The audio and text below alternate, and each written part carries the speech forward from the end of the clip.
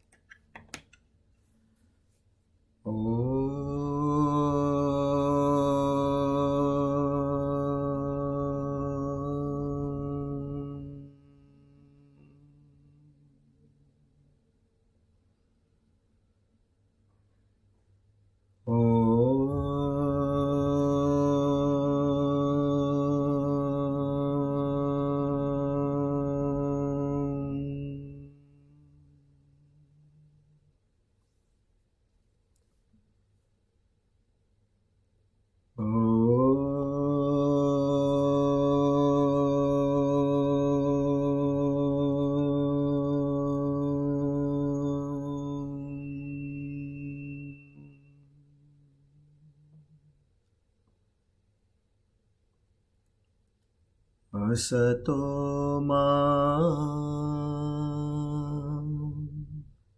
sadgamaya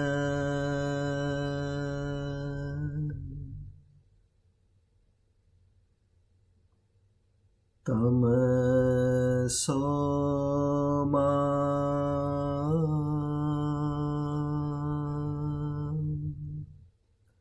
jyotirgamaya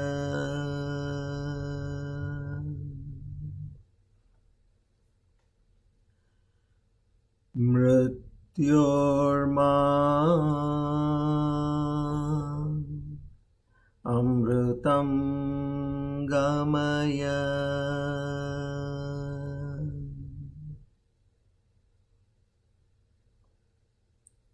Sahana vavatu Sahano bhunaktu Sahaviryam karavavahai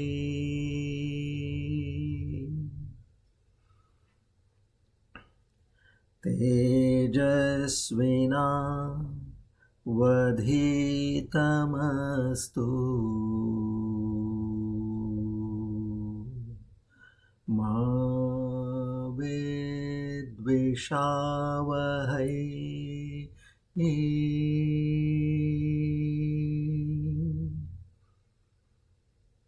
Om Shanti Shanti Shanti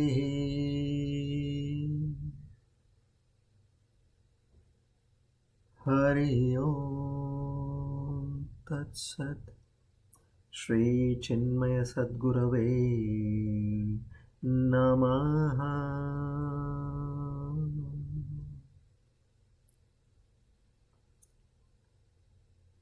O Lord the Almighty,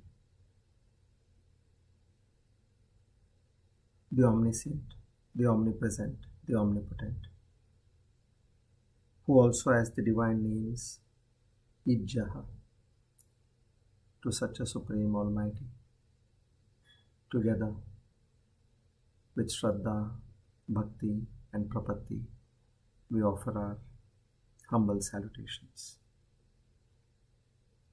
To seek His grace, His mercy, His love, His affection, His benevolence, His forgiveness, His strength. O Lord,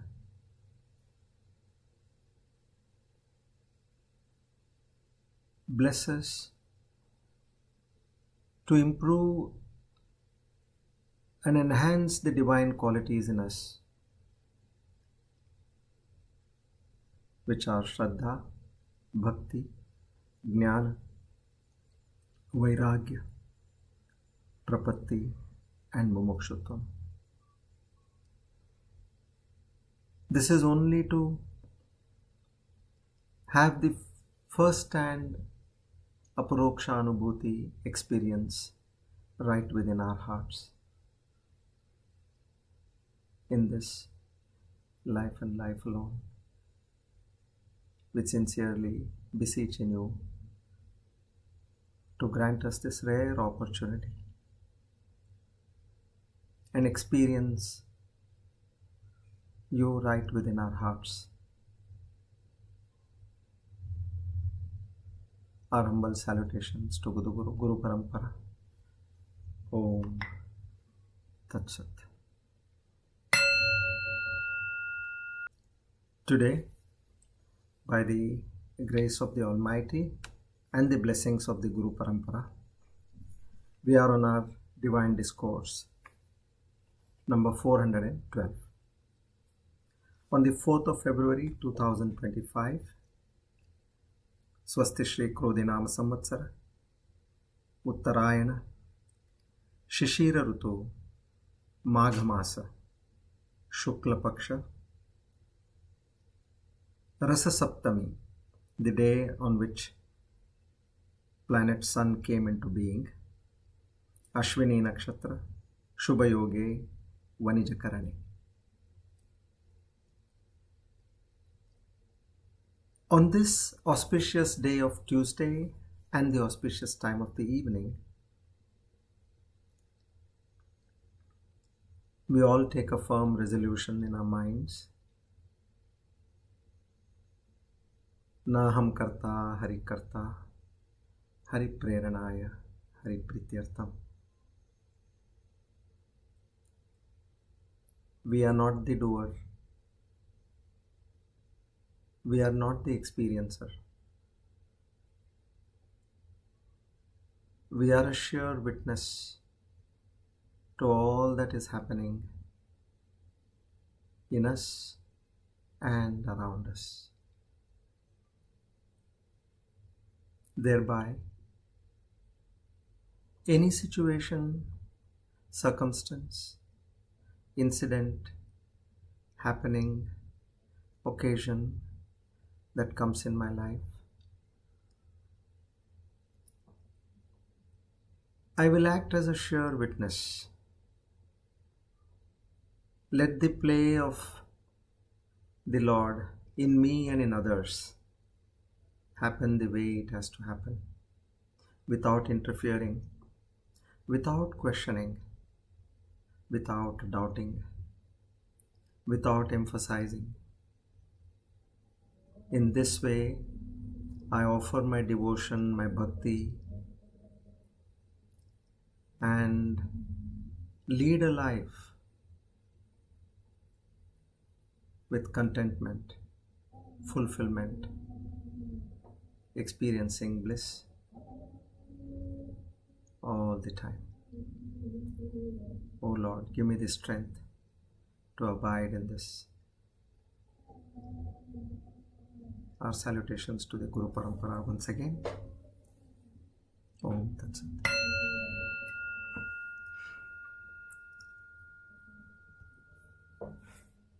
Good evening to all of you once again. A very warm welcome.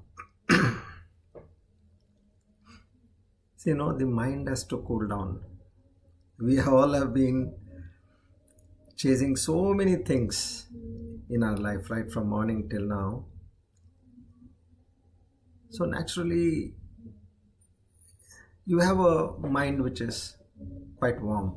You need to cool it down. To understand all this, you need to have a cool and calm mind. So that's the reason I take the shlokas also, meaning the mantras also in a very calm way, which is the more of the Samaveda style, which is in a kind of a song like otherwise you can say, asatoma sadgame tamasoma jyotirgame mrityor mamrutam game. Oh no, you are still trying to warm up the mind. You're not cooling it down. So this way, once we have come to that state of a calm mind, you'll understand what is the advantage of this calm mind. That is what we need. The only thing what we need at the end is a calm mind to achieve that supreme most what we talk about.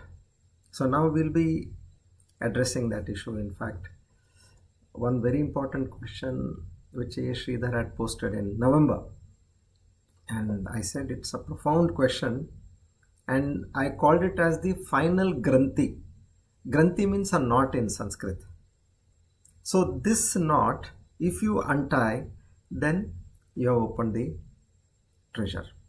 So I said that is the final granthi. Let us come to a stage where I take it up when it is in the most appropriate manner. So today we'll make an attempt to answer that question. I hope time favors us.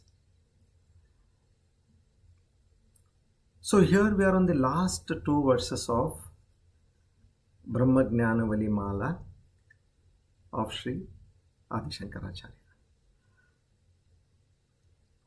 So where he talks about the 20th verse, Brahma Satyam Jagan Mithya, he states, goes to that. He says this is a profound proclamation, a dindima, what he call it, dindima. So this is a proclamation. This is a kind of like a Supreme Court order, what you say. There is nothing above that court. So how much you can understand and how much you can abide in it is up to us. So here it's all about the understanding and abidance. See, in the olden days, you had these large kingdoms where there is a king, he has his family, and that is all in a fort. And the fort is very well surrounded by guards and several layers of protection for the king and his family. Now, apart from all this protection, the princely family whom we so call, that is the king and his dear ones, they know of one escape route in case all these barriers of protection are hampered and somebody creeps into the palace and you are almost now at the end of the war is lost and the enemy has attacked. At that time, to save your life, there will be one escape route which is within the palace. And now that will take you somewhere far and leave you into the openness and where you can escape and go ahead. So now this is known only to the royal family. It's not known to anybody else. So here what we are getting today is that escape route formula. Escape from where? From this up and downs of birth and death, birth and death, birth and death. See, what is the amount of joy one has experienced in life? It's very meager compared to the sufferings what we undertake. The agitations, the confrontations, the disputes, the disagreements. So all this when compared to that little bit of joy. And now what we are in Kali Yuga, we are just 5,000 years. And what is the age of Kali Yuga? 4 lakh plus. Now where is 4 lakhs? Where is 5,000? Now see, as you move ahead, things are going to be more and more difficult. Do we really want to live a life again taking a birth? Maybe we may get a human birth again. Fair enough. But what will be the standard of your life? Where there is so much of cruelty, so much of injustice. So, best thing is, now we have got a chance, get out. And what is that which strikes you at the end? It is that death which strikes you, where the enemy is striking you. So before the enemy can come, and if you know that escape route, see, all examples cannot be taken to the T. You have to understand the concept what we are trying to say. So that escape route is not known to everybody. There may be somebody who is in your own family. Now you want to tell him, but he says, I'm not interested. And this comes only when Ishvara Krupa dawns upon us. So we are learning something which nobody else knows. That's all. Now when we talk of this Brahma Satyam Jagan Mithya, it's not that we are going to now henceforth see a false world. Everything will be the same. But the way you look at it will be different. Without getting disturbed, without getting agitated, without worrying, without anxiety, you will be doing it in a cool and calm and efficient manner. That's what we all wish to have in life. And that's precisely what we are going to get while living. And after your life, then you become one with that consciousness. Everything is you. You know, what better thing we could look for? Okay, so now we move to the 20th verse. And today it will be a kind of a combination of theory and practice. In terms of meditation practice, wherever I can give pauses, I'll give pauses. And then at the end of the 21st verse, I'll take the question. It's an extremely profound question, as I told, because this is where anybody would get stuck at the end. So we'll get to understand that question. And then what we'll do is we'll have another session after to answer the question in the right perspective. A meditation on I am. I am. After that, there is nothing. That is existence, consciousness, and bliss. Otherwise, normally what we say, I am. After that, we say, I am a man or I am a woman. I am happy. I am sad. You have all these adjectives. Here it is just I am. Calm your mind with I am. It's a very powerful meditation. I'll give you the description or more of a text for that particular meditation. So once you understand that meditation, then what you will have to do? You will have to only stay in that I am. That's it. But to be in that I am, you have to understand how to be in that I am, so which I will be teaching you all today. Okay, we'll go to the verse 20 to 20. We'll chant the verse and dive into the deeper meaning of it.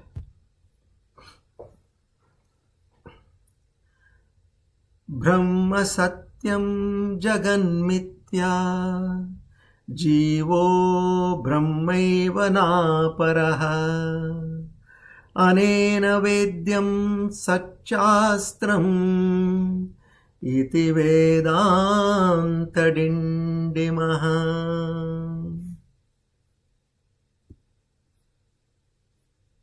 What a statement is made over here. It just says Brahma Satya Jagan Mithya. Let's go for the word to word meaning so that it will have a lot of relevance. Brahma Satyam. Brahman, the ultimate reality alone, is true and eternal. Now, Swami Vivekananda, in two of his phrases, he says, only one exists. It appears as nature, that is Prakriti, and soul, which is Atma. And in another place where there's a song of the sannyasin, he says, there is but one. And then he says, what is the nature of that but one? Who is free. The knower, the second nature, and that is the self, which is the Atman. It without a name, Nama, no name, without a form or without a stain. In him is Maya, dreaming all is dream.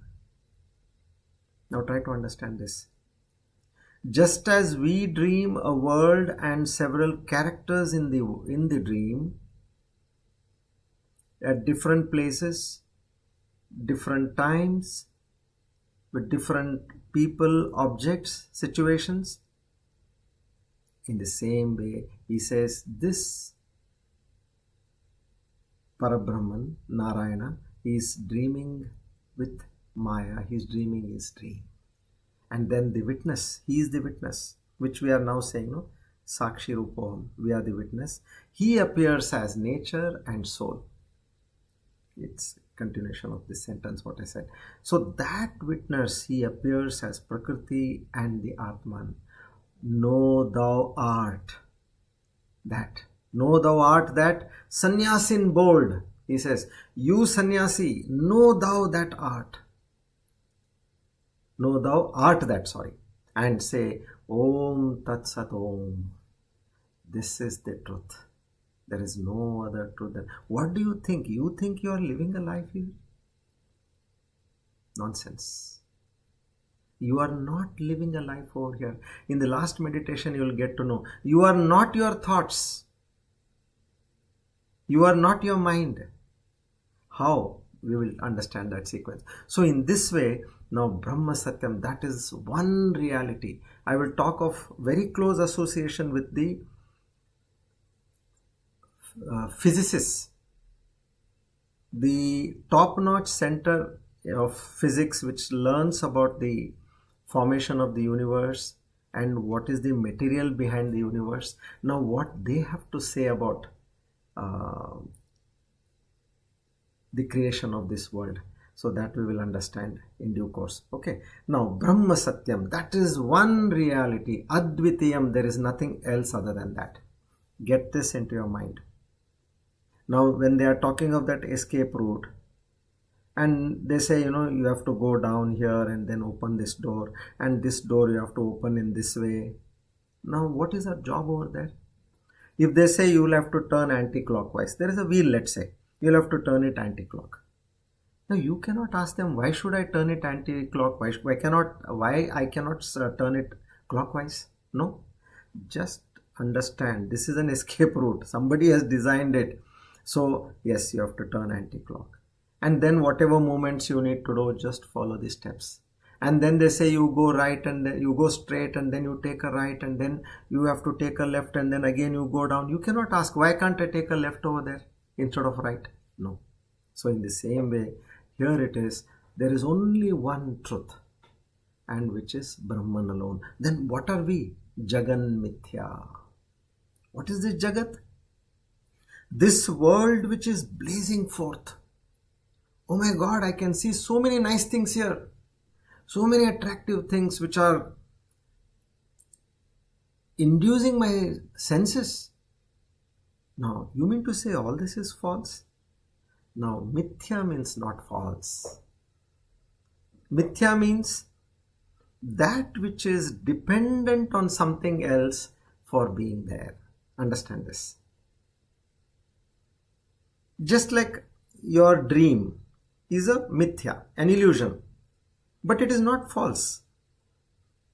And it does not have its own reality unless and until your mind is there, the dream cannot be in place. So the meaning is, anything which to exist depends on something else and which is impermanent and ever changing, that is known as mithya. Get these things well corrected. So which means what? Yes. Now you see people and one day they pass away. Where is that person? Oh my God, he was in front of me. Flesh and blood. Breathing, talking, laughing, saying so many things. Only yesterday I met him. Today is not there. So means he has an impermanent nature, an ever-changing nature, and he was dependent on something else for his presence. So Brahma Satyam means it is just the reverse. It doesn't need anything to depend upon. It has got its own permanent existence and not ever-changing. Ever-changing is Vikari.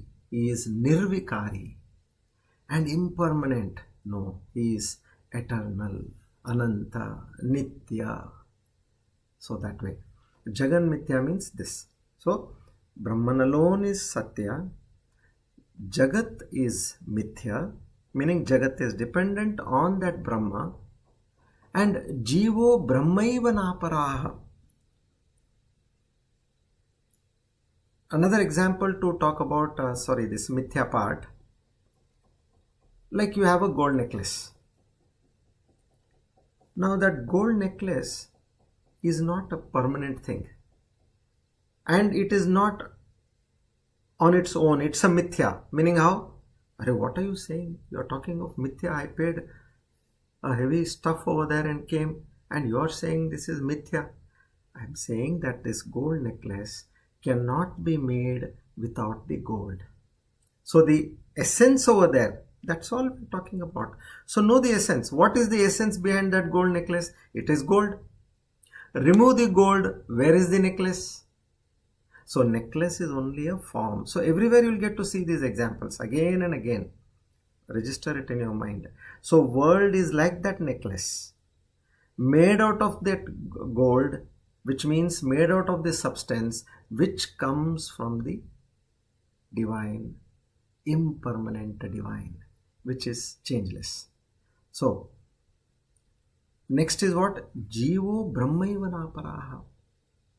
Meaning this individual so-called Jiva, what I am Jiva, you are Jiva, we are none other than that Brahman, or that essential or permanent reality, the so-called permanent reality. There is no separation between the two. Now when you say that gold necklace is none other than that gold, is there anything wrong in this statement? As we say, Jiva is none other than that Brahman. I say, this gold necklace is none other than that gold. And there is no separation between the two. Yes, because gold is the essence of that necklace. So the Parabrahman, the existence, consciousness, bliss, which is the definition of Parabrahman, that is my essence. You're getting this? And Anena Vedyam Satchastram. Now this understanding is the essence of all the Shastras, Upanishads, Brahma Sutras, Bhagavad Gita. Anything you find in terms of trying to explain about the Lord and the Creator, Anena Vedyam Satchastram. All Shastras talk of this one thing. Iti Vedanta Dindimaha. Vedanta, all the Vedas, Anta, the pinnacle of all Vedas. Now what does it proclaim? Dindimaha. It proclaims this resounding declaration of this non-dual truth. Non-dual truth means Advaitam. Dvaitam means two. Advaitam means not two, meaning only one.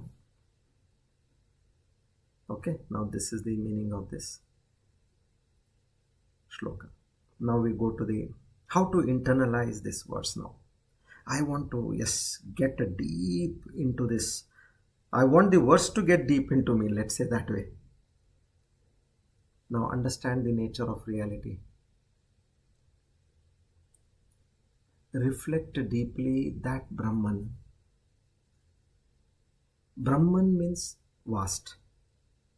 That's the literal meaning of Brahman. Vast. There's no adjective to it further. Vast. That unchanging reality. Now that is the foundation of everything.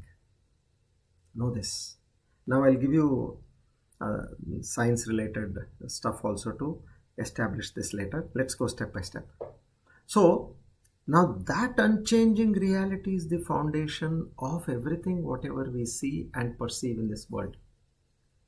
Now this world, though it is appearing real, true, fascinating, which is transient, ever changing, it is called as mithya because its existence depends on something else. It doesn't have its own existence. Okay, now what is the definition of Brahman? we said Sat, Chit, Ananda, isn't it? Now let's go deeper. Let's delve a little deeper into this so that once you understand the nature of Brahman, which you are saying, I am none other than that. What are you saying? How can you say that? Where am I, this paltry person, having so many problems in life? And where is that Brahman? If I sit down, I can't get up. If I get up, I can't bend. This is my status. And you are saying I am equal to that magnificent power. Now let's analyze this. In Taittiriya Upanishad, this Sat Chit Ananda is also known as Asti Bhati Priyam. Asti means, can you say that you don't exist? Tell me. I cannot say I do not exist. Asti, I exist. I cannot say, oh, I'm existing. Of course, I'm in front of you. You can see me. I'm existing. Bhati, I cannot say I'm not aware. Yes, awareness is a quality which is right there in me. I'm aware of everything. I'm aware of what I'm talking. I'm aware of what I'm talking and I'm listening to that talk. I'm aware of what is there in the surrounding. Bhati and Priyam. I cannot say that I am not dear to myself. Can you say that? Is anybody not dear to himself?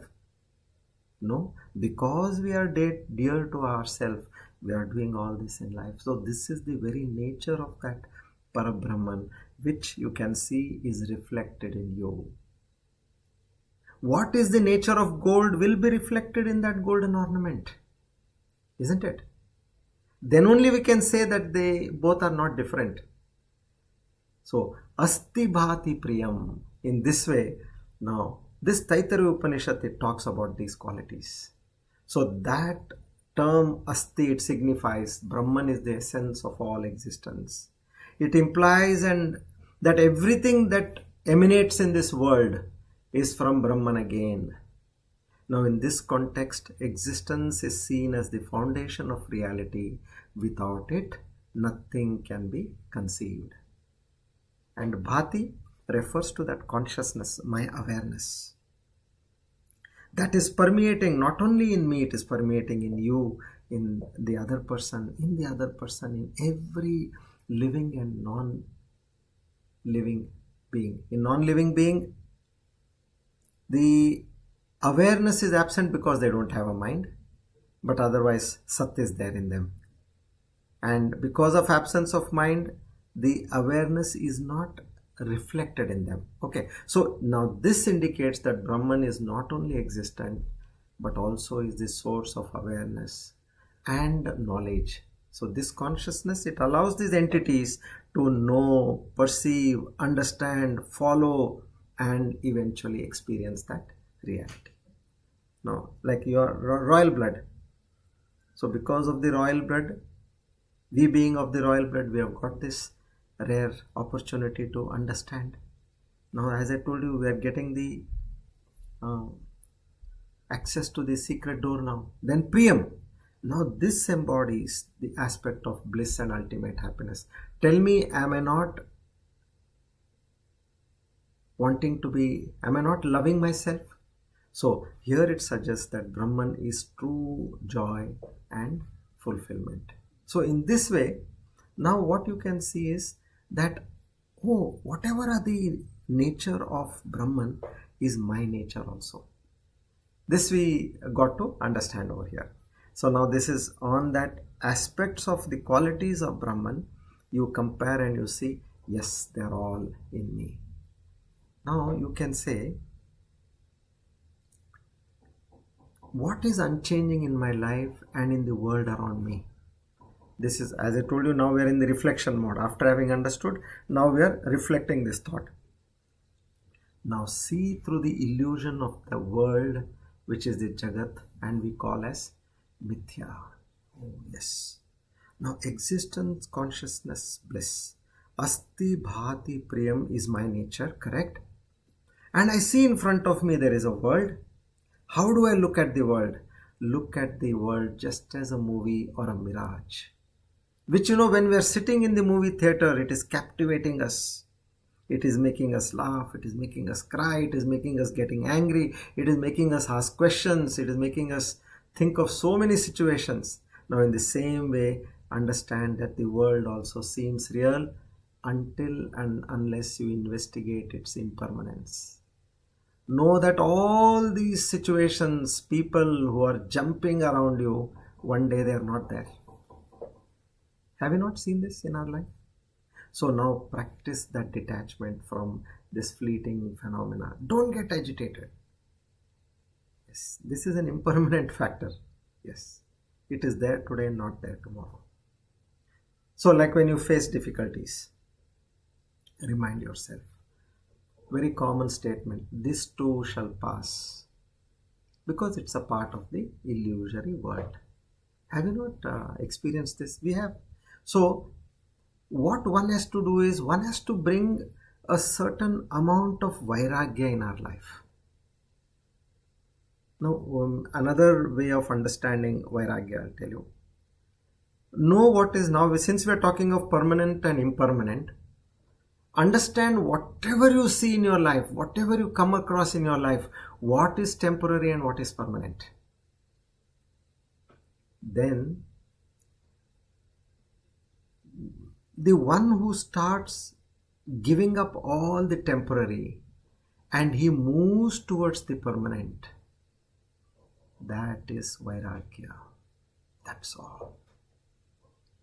We only know vairagya means, "Arey, sab chhod ke jana hai. Give up everything and go." No. You see, it is this jiva, based on the prarabdha, it is going to get what it has to get. Now you are nobody to interfere over there. What you have to think, my goal and aim in life is to become one with the permanent, the unchanging permanent factor, which is that Brahman. And I know that rest all is impermanent here. Why am I striving and running behind the impermanent things? And then you will say, okay, how much I need to do for the impermanent thing, I will do. Yes, I have a body. I need to keep it healthy. And to keep it healthy, whatever is required, I do. I have a house. I have some finances to take care of the family. Now, whatever needs to be done, you do only to that extent. And the rest of the time, devote towards the impermanent, the permanent. But normally, one who doesn't have this knowledge, what they do, they are mad after what they have. They are chasing something which they already have and which they don't need. Is there any greater fool than that? You, first of all, you have, okay? And you don't need also, but still you are in that rat race. Again and again going after the same thing. So this is what vairagya we need to attain in life. Like as we talk of the Triveni Sangam, no? Now where we are seeing Ganga, Yamuna and Saraswati coming in. What Ganga denotes? That Lord Shiva who carries Mate Ganga on his head, who is known for that vairagya, who is the one who has given this knowledge. Now, he says, understand the permanent, and he denotes that permanent. So, that Ganga denotes vairagya. Then what does Yamuna, consort of Lord Krishna? Vicharana. Think. Start inquiring. How does this happen? How does this happen? Why that is happening that way? Why this is happening this way? When you start that vicharana, then you will go to a stage where there is Mate Saraswati, which gives you that Viveka Shakti. Viveka Shakti is the discriminating power. Now you have, by vicharana, you have got so much of data. What I take, what I don't take, you start looking into that. And when these three come together, that is that holy Mahakumbh. It's not that it is happening only now. When these three come together, so there is a Mahakumbh happening in your life. And another way of understanding this is, another Mahakumbh in our life is when three important things happen in your life. One is you have got a manushyattvam, meaning you have got a human life. Second is when you have got mumukshutvam, meaning as a human I want to get attached to the highest. I got that, okay, I'm done with what is there, or I'm still continuing what is there around me, but my main focus is mumukshutvam, to attain the Almighty. Mumukshutvam. And the third one is Guru Samashrayaha. With that Ishvara Krupa, I get the Shastra and the Guru. When all these three come, again it is a Mahasangam, Mahakumbh. Not happening in 144 years. It could be as like, maybe this is happening after 144 million years, who knows? Because now we are in this continuous cycle of birth and death. How many yugas we have crossed? But now we have got these three things. So we should make use of this Mahakumbh. So this way, being established in Vairagya, Vicharana and Viveka, churn and move ahead. So practice this detachment, and whenever you see this, meditate on the oneness of the Jiva and Brahman. Oneness of Jiva and Brahman, gold and the gold ornament. It is one. That gold is just appearing as an ornament with a form and a name. So what I am here, what you are there, you are just a form and a name given to that existence, consciousness, bliss, which is none other than Brahman. So use these affirmations. I am not this body, this mind, or this ego. My true nature is that infinite, eternal Brahman. So once you get on this, then you have to be constantly associated with this Swadhyaya. Swadhyaya is continuous study by listening or reading Adhyayana of the Shastra. Go deeper and deeper into that and cultivate the habit of surrender and acceptance. And recognize that you are clinging to the impermanent world. No. Anything we are doing, is this permanent? Impermanent. Okay, if it is permanent, I devote my time. Impermanent, I try to avoid. Surrender the attachments and accept the oneness of existence. Meaning, where is the even what you said as surrendering attachment? See, when you accept oneness of the existence, on whom you have surrendered your attachment, meaning what? You are going to be more lovingly doing things for that person.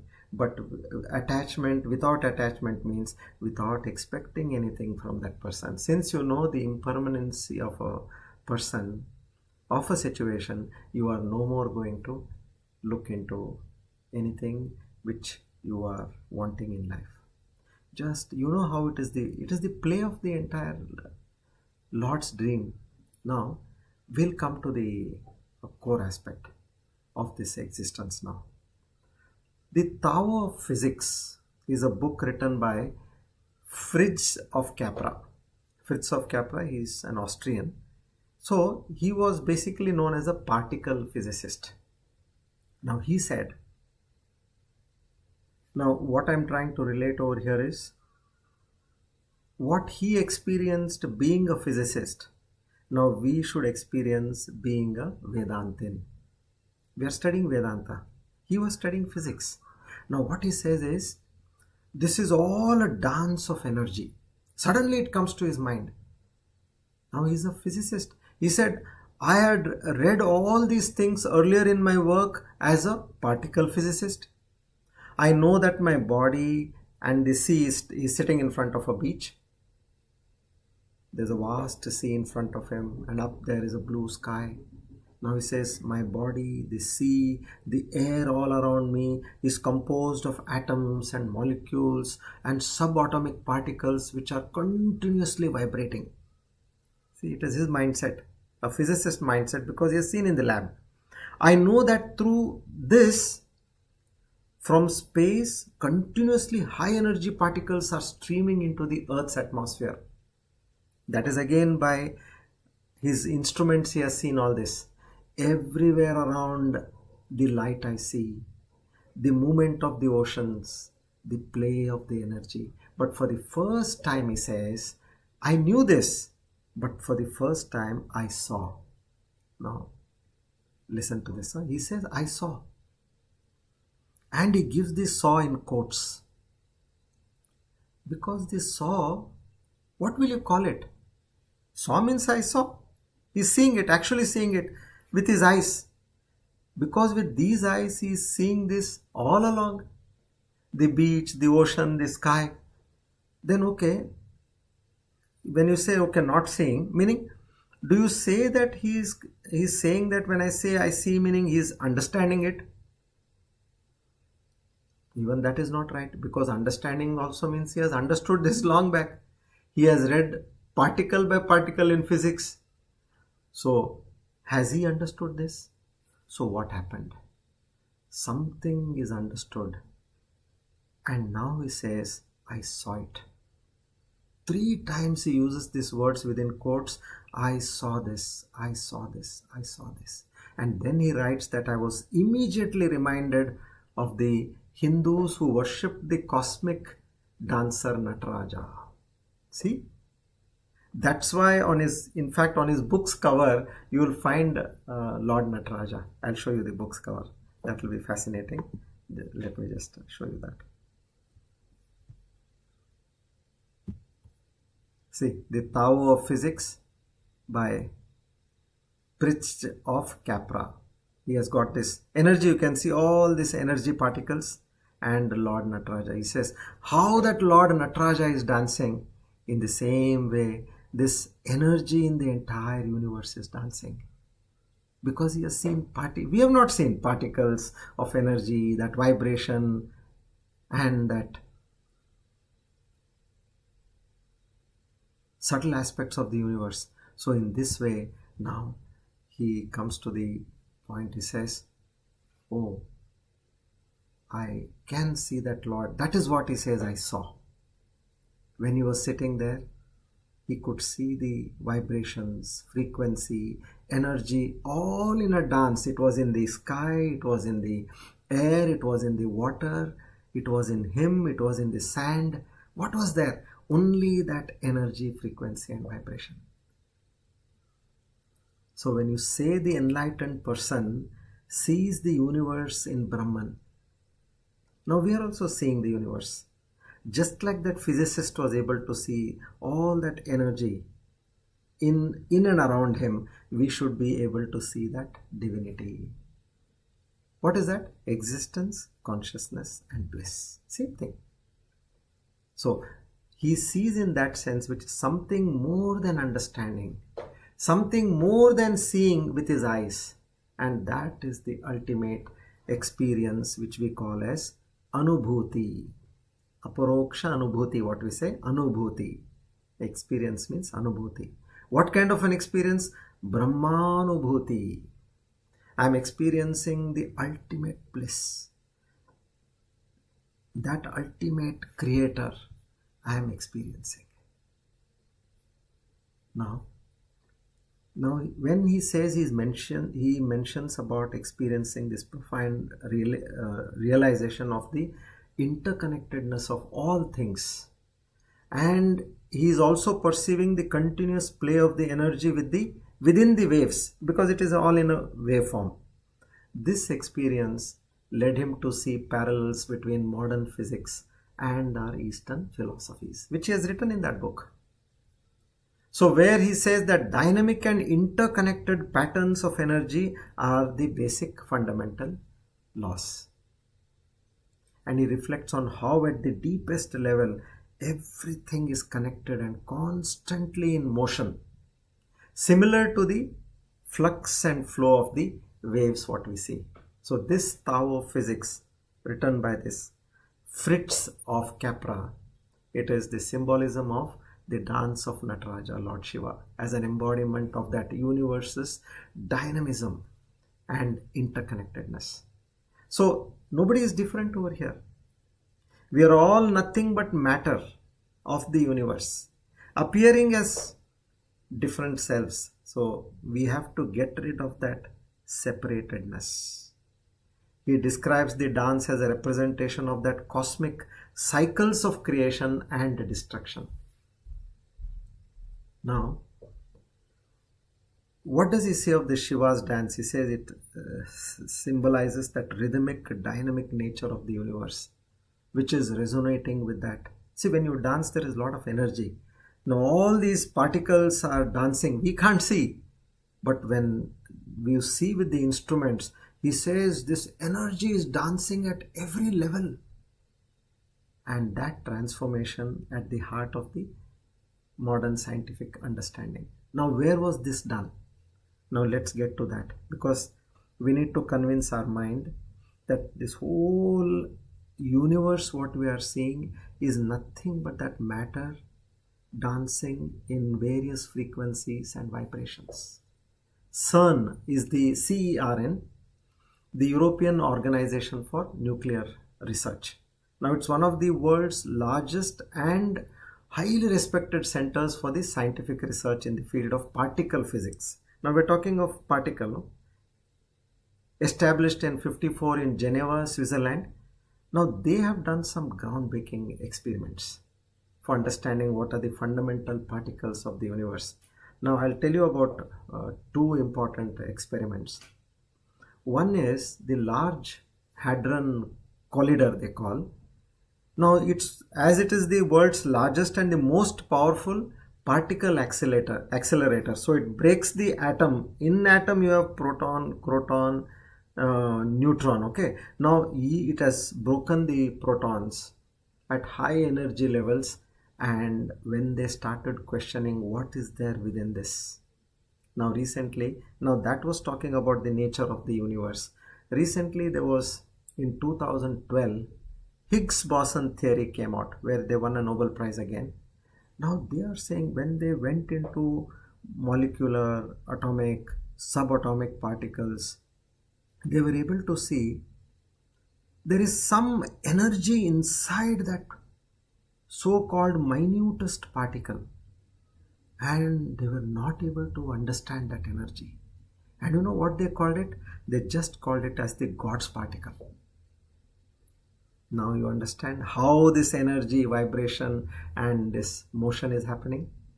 So in each and every small particle, atom, there is this God particle energy.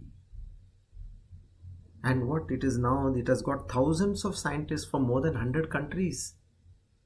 And they are understanding this universe. And they, in this CERN, which is there in, as I told you, in Switzerland, they have got a bronze statue of Nataraja located in the main courtyard. And they say this statue symbolizes the cosmic dance of creation and destruction, reflecting the dynamic nature of the universe. See how they have adapted. They say, oh my God, this is what you all are saying in the sacred texts is nothing but what we are seeing in the laboratory. Only the way of understanding is different. But if you are able to correlate these two, then you have science in every aspect of what we are talking. We have not seen in the laboratory how a particle dances. What is there in a particle? What is that energy we are talking about? Now this energy is that asti bhati priyam sat chitan ananda. So this sat chitan ananda makes the Brahma satyam. It is that one satya, one permanent aspect in the entire creation. That one gold has become different ornaments. It has become the world, it has become the sea, the mountain, the valley, the desert, the human, the birds, the animals, the reptiles, the fishes. Just like that, one gold becomes various ornaments. In every aspect of creation, you are able to see that particle, that atom. And now that atom has got that God particle. And because of that, we are able to function in this world.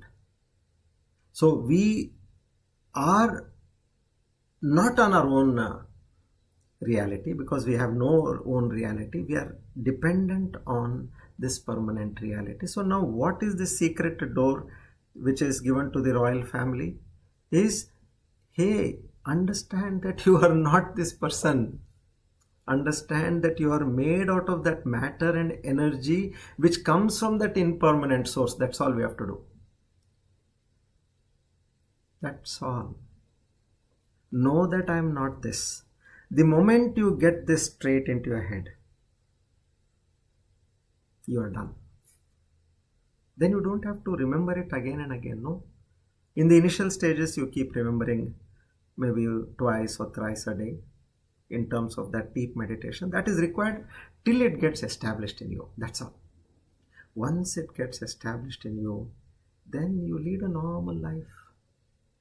Now you are not leading.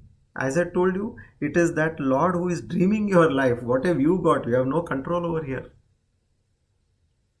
So with these thoughts, now we understand that what is permanent, what is impermanent in life, and we stick on to a meaningful life. So this meditative Brahma Satya, Jagat Mithya, and then we talk of that oneness between the Jiva and the Jagat. I am made out of the particles which are of that Brahman in me, dancing in the manner that Lord Himself is visualizing. So whatever He has thought, now I am told to do a particular role. I can't question the director. Why my role is like this? No. He has told me to do the role, and the role is happening as per His instructions. I am nowhere connected to poke my nose to do anything else. So just go on. Whatever thoughts come to your mind, whatever your body is doing, in being in that state of surrendering to the director, surrendering to the team, that one person who is leading the entire play or that movie, that way you have to act.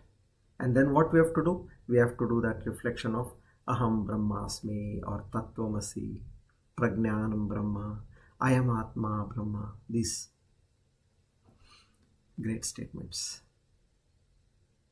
Okay, now we'll move to the 20th verse, 21st verse, the last verse.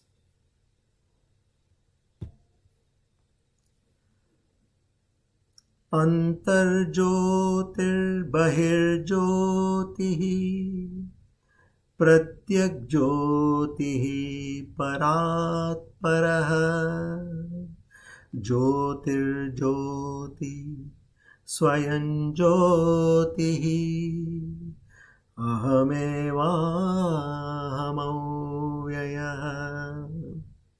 Sorry. Jyotir jyoti swayam jyoti atma jyoti shivosmyaham. Atma jyoti shivosmyaham. One has to get established in that state. My Atma and Shiva, that Parabrahman, are no two different things. Okay, so okay. Now, Antar Jyotihi, the light, that awareness, Antar, within me, I'm aware. I'm aware. If a mosquito comes and sits on my body, I'm aware. Bahir Jyotihi, the light which is outside, manifesting in the entire universe, in the entire world. Pratyak Jyotihi, meaning that innermost, that core self beyond the body and that mind. Now he's taking all these. Parat Paraha means that supreme, beyond the supreme Brahman, that ultimate reality. Jyotir Jyotihi, the light of all lights, the consciousness that illumes everything. And then Swayan Jyotihi again, that self-effulgent, which doesn't need anything to be shining. Meaning it shines on its own without requiring anything else. If there is a tube light, it needs electricity. But for a sun, do you need any other light to see the sun? That way, the Atma Jyoti, the light of the self, that pure awareness which is within me, Shivoham, I am that Shiva, that auspicious, eternal and unchanging essence. So you understand here now? Recognize that light within. And what is that light? That awareness. You close your eyes and reflect on that awareness. And that sense of just I am. No adjectives to it. I am. A very powerful meditation. I am. Now in Sanskrit it is known as Soham. Soham. Soham. I am. I am. So this way, internalizing that consciousness within. Do that Atma Vichara. Ask myself, ask your own self, who is aware of my thoughts, my emotions, the disturbances, sensations?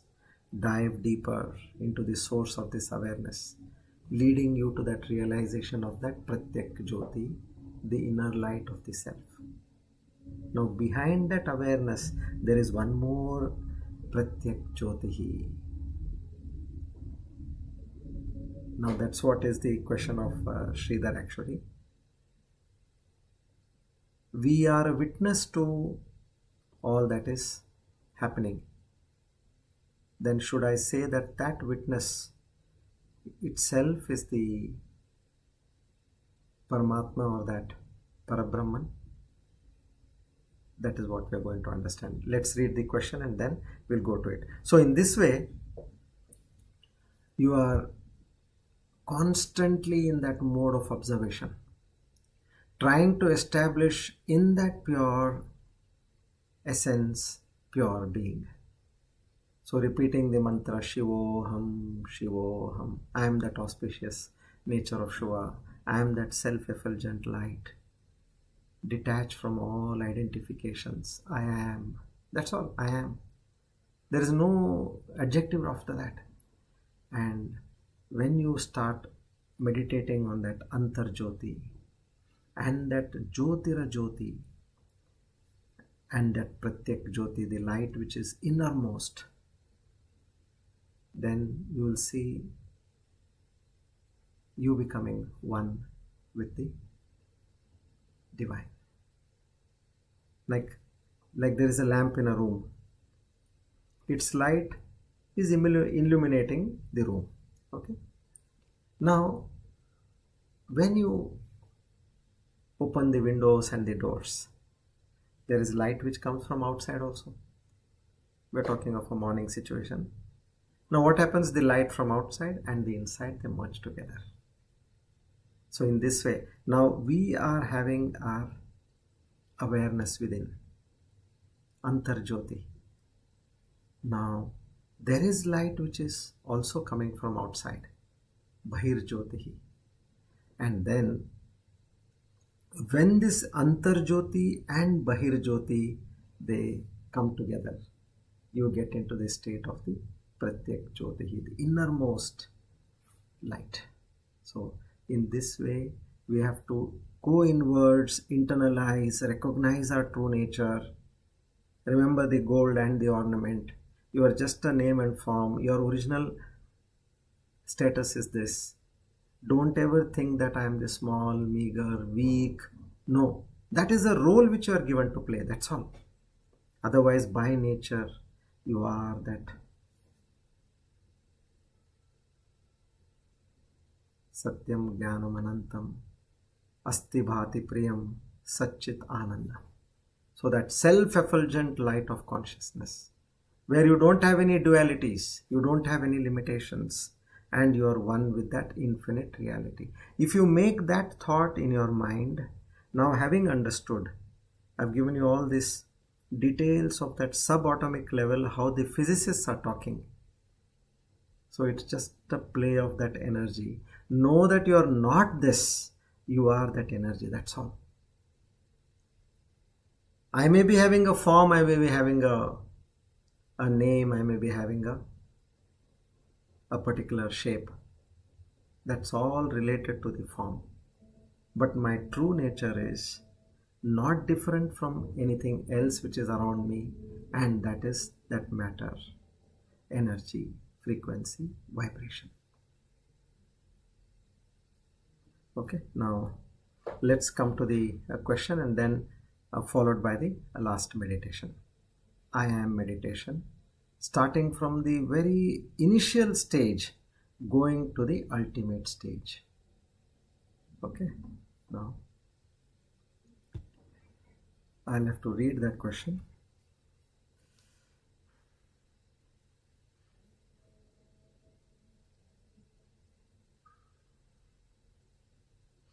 Okay, so he says, Hari Om Guruji, pranams.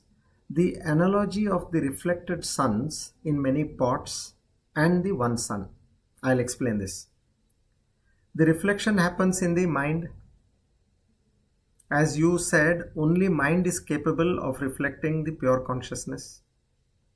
Now the teaching that mind is an object and has the capacity to illuminate all the vrittis in the mind. Mind is an object and it has the capacity to illuminate the vrittis in the mind. Now the witness who sees the activity, the illumination, and watches the mind is the real sun. I'll complete the question. Can this be taken as real turn towards one sun, pure consciousness, which is our true self? Is this correct understanding? So now what he's trying to ask here is, you have different buckets of water. Okay. Now let's compare the bucket to a body. And we have water which is compared to mind. When the sun shines on the water, there is a small sun which is on that water, an image. Now that image, what it not only looks like the sun which is up above, it also has certain properties of the sun where it can give some light, some heat to the water in the bucket. Okay. Now that is our awareness, the Chetana Shakti. Now what he is asking is, should I understand that my true nature is that awareness within me, or should I understand as that sun which is up above me? Now the answer here is, one should not look at the sun which is in the water, because that is again a reflection, an illusion. What your true self is, that sun which is above. Okay, now in this metaphor you could understand sun. Now how do I understand what is that awareness which is within me, and what is that true consciousness? If it is a sun, I can look up and look at the sun, but how will I recognize that consciousness? Now that is the challenge over here. Now that is what we are going to address now. Okay, you're looking at your body. Listen very carefully. Now this is the final note I'm talking about. You're looking at the body, your mind, the thoughts in your mind, and you know that you're watching them. How do you know you're watching them? Because you are aware. Now this awareness is that reflected consciousness, which is that Chetana Shakti, which is coming from the pure consciousness, which is like pure consciousness is like the sun, and this awareness within our body is like the reflected consciousness. Now go one step behind. What I see, what I hear, what I touch, what I taste, all that through these perceptions of the sense organs, they send their signals to the mind, and mind is able to convert all the perceptory signals into thoughts, and those thoughts are eventually illuminated by the awareness. Okay, till here I understand. I'm able to see the thoughts and I'm able to see that I am seeing. Now, which means what happened? There is somebody who is also seeing the awareness within you, isn't it? Now, this is very, very subtle. I'm able to see that I am observing the mind and the thoughts, and I am also observing this I. Who is observing? Now, if you go backwards, you will always have an observer. Which means what? It is all in that reflected mode only again. So where it has to go? It has to finally stop at one place where I told you there are, in any experience there is triputi. Now there is no triputi over here. There is no observer and there is no observed. How to come to that state?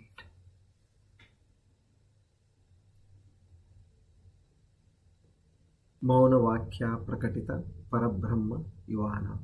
Silence your mind. That's all. Just silence your mind. There is nothing to observe and nothing to be observed. Where there is no watcher and watched. Once there is a watcher, there is a watched. Once there is a seer, there is a seen.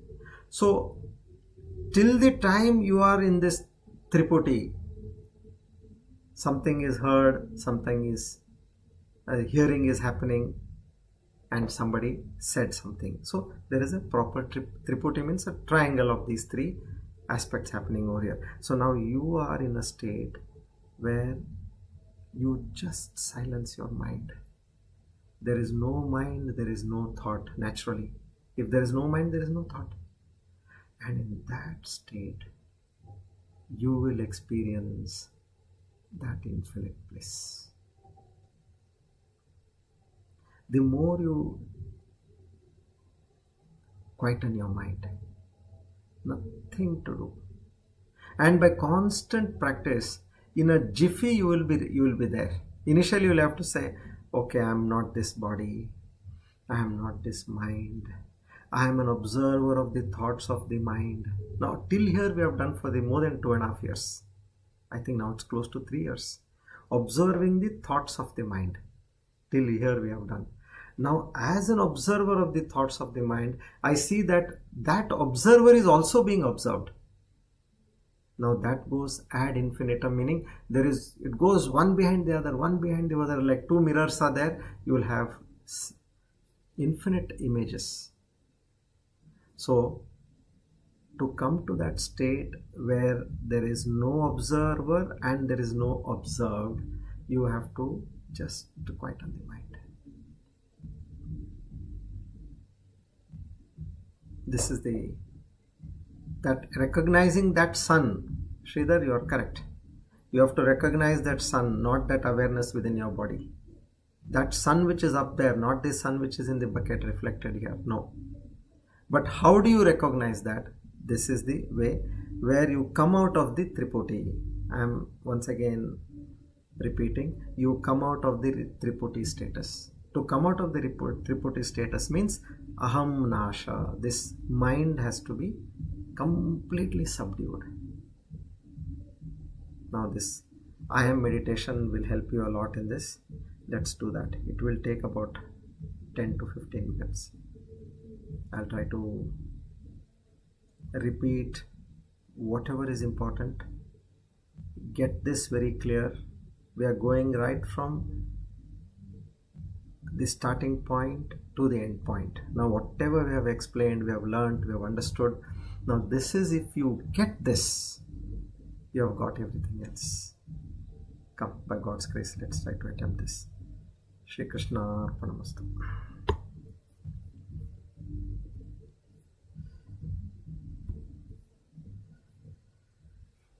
Now, all of you comfortably be seated. Take a few deep breaths.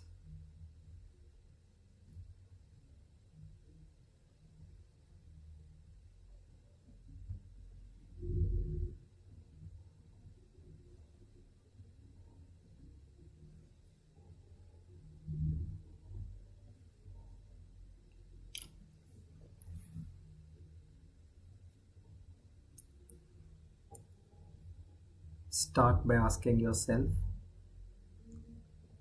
what will my next thought be? And then wait.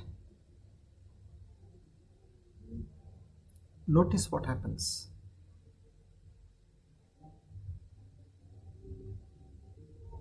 Often there is a silence before a thought arises. And when it does, you realize it appeared without any prediction or control on your part.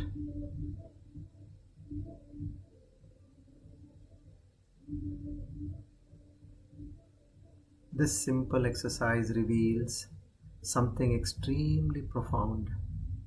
You don't create or direct every thought. They just arise on their own. This realization is the key. That we don't create or direct any thought, they just arise on their own. While we often believe we are in full control of our thinking, try stopping your thoughts completely.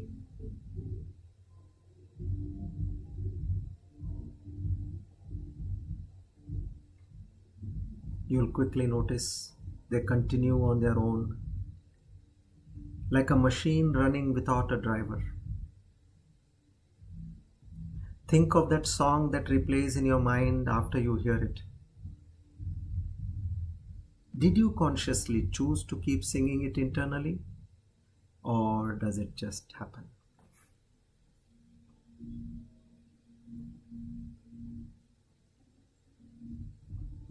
When you see that thoughts arise on their own, it becomes clear you are not your thoughts. You are something beyond them, the observer. And this observing is the gateway to deeper awareness. Instead of getting caught in every thought, you can notice them passing by, like clouds in the sky. Can you see now that you're not controlling your thoughts? Consider this. Can the mind, which is just a flow of thoughts, truly comprehend something beyond itself? Can the mind, which is just a flow of thoughts, truly comprehend something beyond itself? In other words, can a wave understand the ocean's depths? Can a shadow comprehend the light that creates it? Can a single drop of water grasp the vastness of the sky reflected within it? In the same way, the mind, noisy and active, cannot contain the stillness we seek. Trying to find answers within thought is like trying to touch the horizon. You can never quite get there. When you fully understand this search begins to end.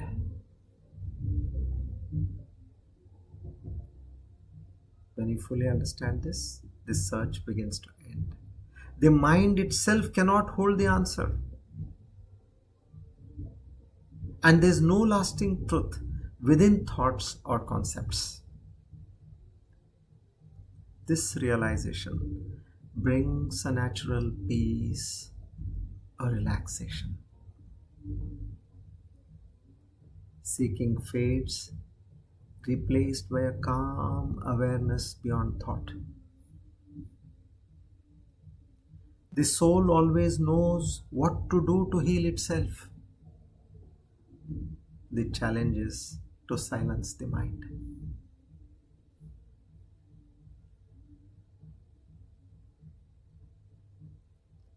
Who then is asking the question? If you look for the I that feels central, you find that it's elusive. Where is this I located? Is it in your body, your feelings, your thoughts? Look closely and you will find it's not there. This I that feels so real is in fact a series of passing ideas and images, constantly shifting. So much of our thinking centers around a fragile sense of self that constantly transforms. Our self-image changes with circumstances, swayed by events, opinions, or emotions. This self-image is just that. An image, a passing story, vulnerable to everything around it.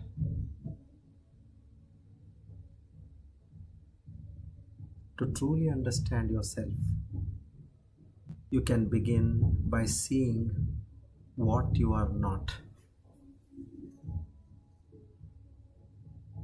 You are not this story or this ever-changing sense of self. Start with the awareness of simply I am, without any labels, letting go of everything you are not.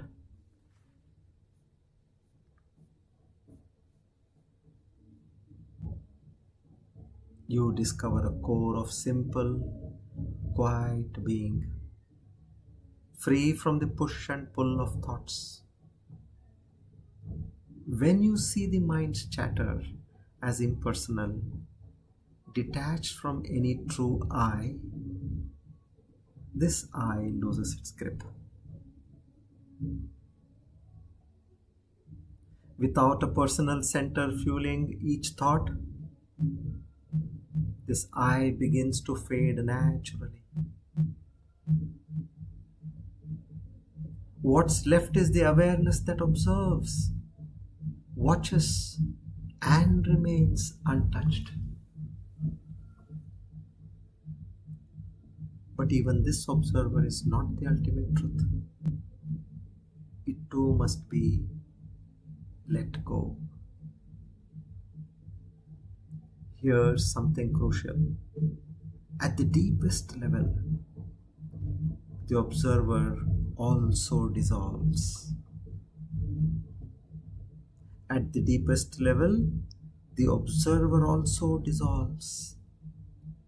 The awareness that watches your thoughts, the sense of being the witness, this too is part of the experience. The awareness that watches your thoughts, the sense of being the witness, this too is part of the experience.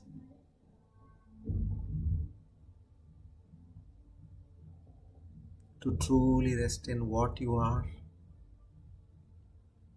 the observer must merge into the awareness itself. Beyond observing and beyond the need to observe. To truly rest in what you are, The observer must merge into the awareness itself, beyond observing and beyond the need to observe. You can investigate your I or the me that is observing. Who is observing? The answer will always arise as me.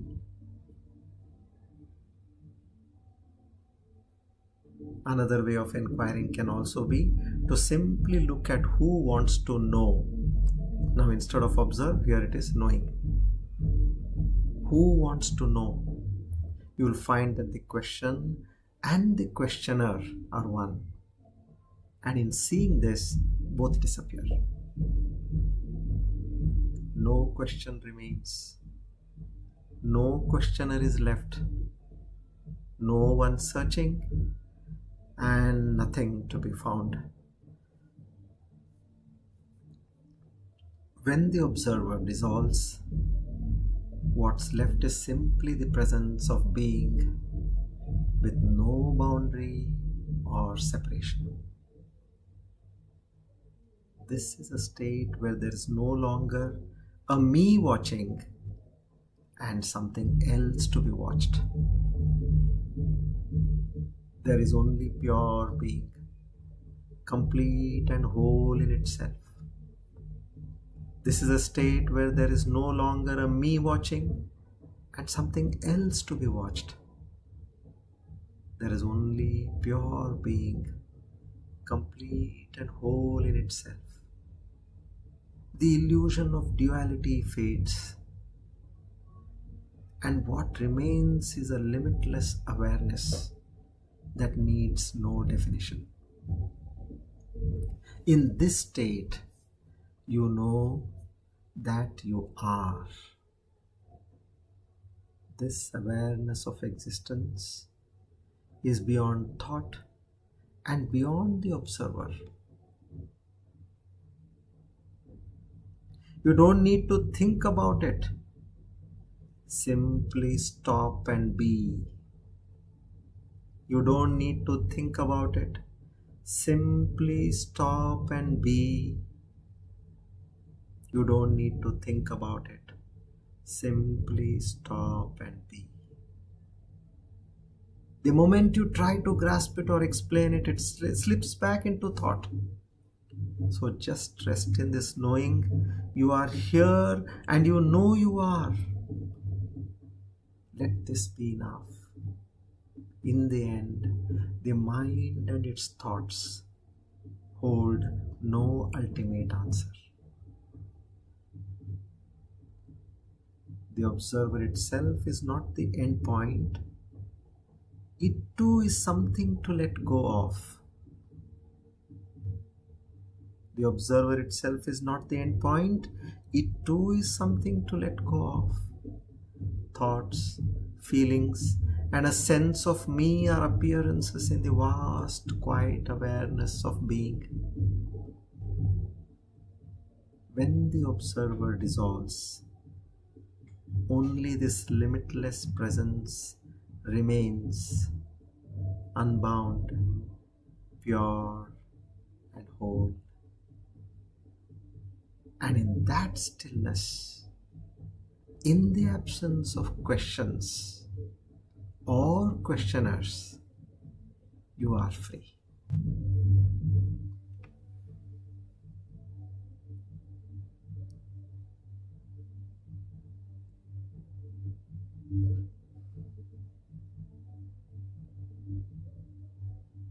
And in that stillness, in the absence of questions or questioners, you are free. Om Purnamada Purnamidam Purnat Purnamudachyate Purnasya Purnamadaya Purnamevavashishyate. Om Shanti Shanti Shanti. Hari Om Tat Sat. Shri Chinmaya Sadgurave Namaha. Together we offer today's Jnana Yajna at the lotus feet of the Almighty to seek His grace, mercy and blessings. Naham Karta Hari Karta Hari Preranaya Hari Prityartam Shri Krishna Arpanamastu Idam Namama Om Tat Sat.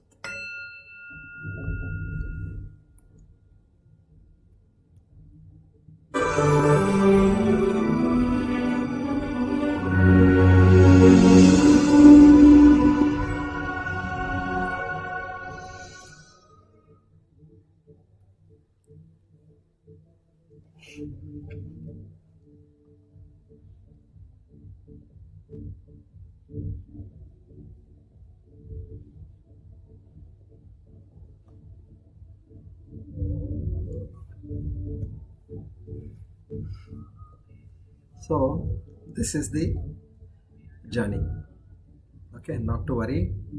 Whatever we have got, whatever we understood, surrender and surrender with devotion is the theme of everything.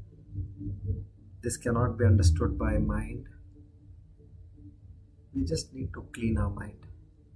Just like having a clean mirror. When the Lord Himself appears before the mirror, then you will see a reflection of Him in the mirror. In the same way, now He has to appear and say, yes, I am one with you. We have to only show our earnestness, that yearning, I want to become one with you. See, so many things we achieve in our life. How is that? When you say, this is above everything for me.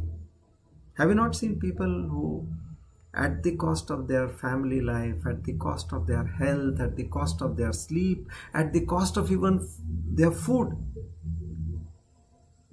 they achieve things in life? So that should be the motive. I am going to get you. Show that earnestness and He will appear. Very simple. What is there now in this? You have to calm your mind. Just drop your mind, that's it. And you will experience it. So the more and more we are attached to things in the world, what happens? Your mind becomes restless. So that's the reason. Know what is important, know what is not important, and withdraw yourself from the world. Of course, doing excellently well in the world, what needs to be done, but without attachment.